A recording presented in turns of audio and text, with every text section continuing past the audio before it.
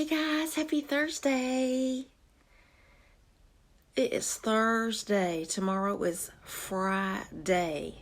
Last day of the work week. If you're working, let's see who's tuning in tonight. Because we've got a very, very crazy book. Oh, hey guys. Y'all are here every night. You are wonderful. Did y'all have a good day? Did you have a good day, Sherry? Yeah. Kathy Reeves Jones Stork, how you doing? Hey Terrell, how you doing, buddy? Cheryl Hale and her boys, all three of them. Hey, Allie and Zoe, you're here. Christopher Nash and Austin. And tell me who else is in the house. SJ. Did anybody go outside today with the high pollen count? Yeah? Hey, Angie! I'll see you tomorrow for the Springdale Elementary Parade. Kelly Davis. Y'all, I've been working out. Love you, Kathy. I've been working out my yard, and today, the pollen. Hey, Cheryl, I love you. Hey, Sarah. Hey, Mary. Hey, Aiden. How you doing, buddy? There's William and James and Megan and Joseph. Anyway, hey Jennifer, I've been watching Toby.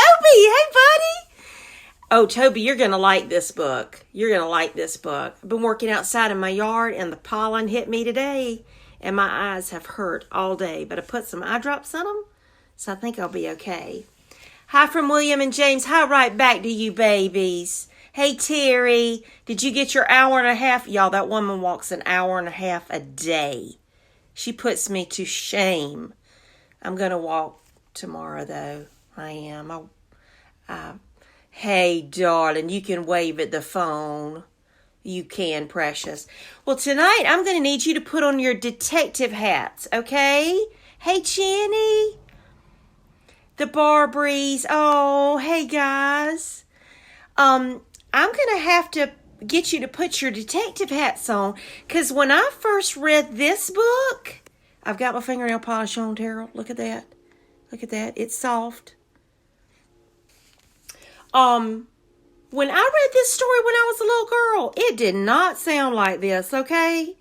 But my favorite person in the world, Terry Stevens, let me borrow this book, and it's called The True Story of the Three Little Pigs. What? The true story? I thought I knew the true story, but maybe we didn't. Maybe we didn't. So we have to put on our, hey Sally, hey baby, hey Blakely, I miss your face. There's Cindy Gillespie. Oh Lord, I love that woman.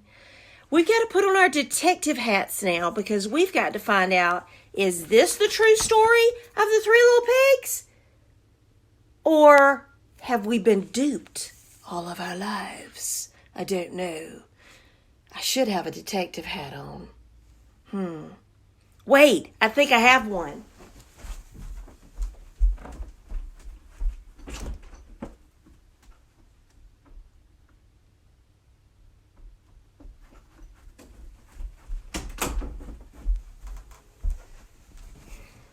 Mr. Glenn won't mind. I don't think he will. Here we go. So I have my detective hat on. Here we go. The true story of the Three Little Pigs.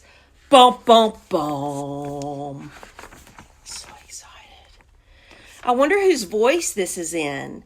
Do you know what that means? Who's telling the story? Well, guess what? The wolf is telling the story. The wolf is telling the true story of the Three Little Pigs. Here we go. I got to get a wolf voice. Everybody knows the story of the Three Little Pigs, or at least they think they do. But I'll let you in on a little secret. Nobody knows the real story, because nobody has ever heard my side of the story. I'm the wolf. Alexander T. Wolf, to be exact. You can call me Al. I don't know how the whole big bad wolf thing got started, but it's all wrong. It's all wrong. Maybe it's because of our diet. Hey, it's not my fault wolves eat cute little animals like bunnies and sheeps and pigs. That's just the way we are. If cheeseburgers were cute, folks would probably think you were the big bad wolf, too. Ooh, this is the wolf, and he's telling his side of the story tonight. Hey, voices. Hey, Bryants. But like I was saying, the whole big bad wolf thing is all wrong. The real story is about a sneeze and a cup of sugar. This is the real story. What?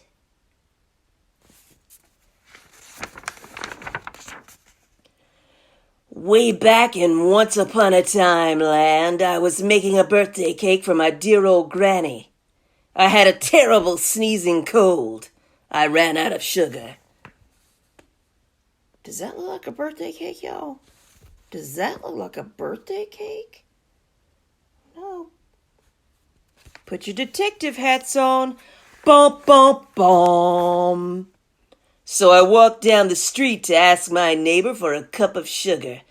Now, this neighbor was a pig, and he wasn't too bright either. He had built his whole house out of straw. Can you believe it? I mean, who in his right mind would build a house out of straw? Bum, bum, bum. So, of course, the minute I knocked on the door, I fell right in. I didn't want to just walk into someone else's house, so I called, "Little pig! Little pig! Are you in?" No answer. I was just about to go home without the cup of sugar for my dear old granny's birthday cake. That's when my nose started to itch. And I felt a sneeze coming on. Well, I huffed and I snuffed. Achoo! And I sneezed a great sneeze. A great, great sneeze. I think there was pollen in that sneeze.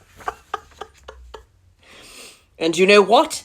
The whole darn straw house fell down, and right in the middle of the pile of straw was the first little pig, dead as a doornail. He'd been home the whole time. It seemed like a shame to leave a perfectly good ham dinner lying there in the straw. So I ate it up. That's terrible. Think of it as a big cheeseburger just lying there. Give me socks. I was feeling a little better, but I still didn't have my cup of sugar. So I went to the next neighbor's house. This neighbor was the first little pig's brother. He was a little smarter, but not much. He'd built his house of sticks.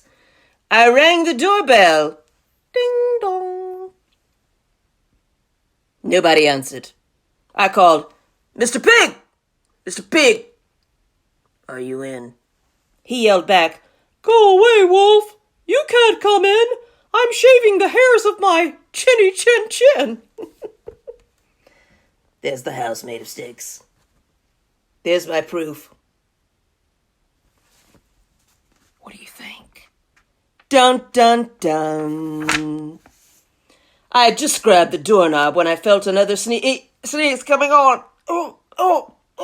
I huffed and I snuffed. I tried to cover my mouth, but I sneezed a great sneeze. Achoo! And you're not gonna believe this, but this guy's house fell down just like his brother's. When the dust cleared, there was the second little pig, dead as a doornail. Wolf's honor. There's the sneeze, and there's the second little pig's hiney sticking out from the dirt. What do you think so far? Bum, bum, bum. Now, you know food will spoil if you just leave it out in the open, so I did the only thing there was to do. I had dinner again. Think of it as a second helping. I was getting awfully full, but my cold was feeling a little better. But I still didn't have that cup of sugar for my dear old granny's birthday cake. So I went to the next house.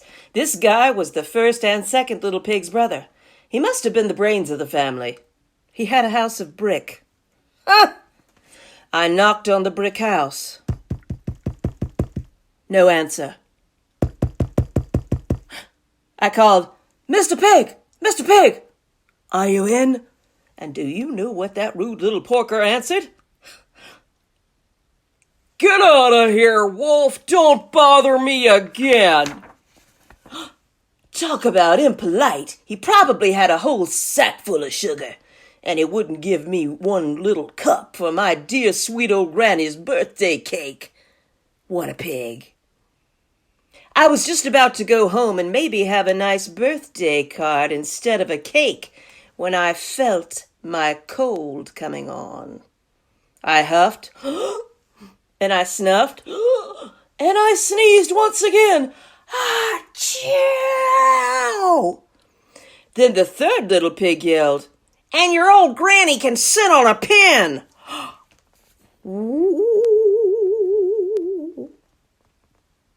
Tell you what, you see the third little pig? See him? See him? Look there. He's saying, "You better go away, Mr. Piggy," or Mr. Wolfie. Now, I'm usually a pretty calm fellow, but when somebody talks about my granny like that, I go a little crazy. When the cops drove up, of course I was trying to break down this pig's door, and the whole time I was huffing and puffing and sneezing and making a real scene. Look, the cops pulled up. Look what he's doing. Look what he's doing.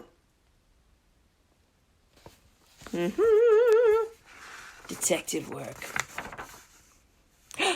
The rest, as they say, is history. The news reporters found out about the two pigs I had for dinner. They figured a sick guy going to borrow a cup of sugar didn't sound very exciting. So they jazzed up the story with all that huff and puff and blow your house down. And they made me the big bad wolf. That's it, the real story. I was framed. But maybe you could loan me a cup of sugar. Bump, bump, bump. What do you think? Do you believe his side of the story? Or do you believe the other side of the story of the three little pigs? I think I'm going to go with the sweet three little pig story. I'm going to have to find that version. I don't know. What do you think? Tell your parents what you think. If you believe the story, and tell them to put it on Facebook for me. That's what I love about books, guys. Look, I read a book and put a hat on. Although Miss Denise really doesn't care what her hair looks like. Put a hat on, and all of a sudden, the book came to life. And by the way, look, Kelly, this is a Scholastic book. Because this production is brought to you by Scholastic Publishing. No, it's really brought to you by me. But when you get a book, you can go anywhere in your head. When you're reading The Wizard of Oz, you can become Dorothy or the Tin Man or the Scarecrow or the Lion. And when we just read this story, we could either take the side of the pigs or the side of the wolf. What do you think? Let me know. Now, everybody, remember that I miss you and I love you, and we're going to see each other real soon. If you're a student at Springdale, our teachers and staff are going to have a Springdale parade tomorrow night. And we're going to go around and wave at you and say hey to you. We can't touch you. We can't hug you. But that's going to come real soon. It's going to come real soon. I love you and I miss you. And let's say Miss Denise's closeout, okay? You ready? You are kind. You are smart. You are important. And more than anything else, you are so loved. I love you so much. I look forward to this time every single night. Have a great night, and I love you. Bye-bye.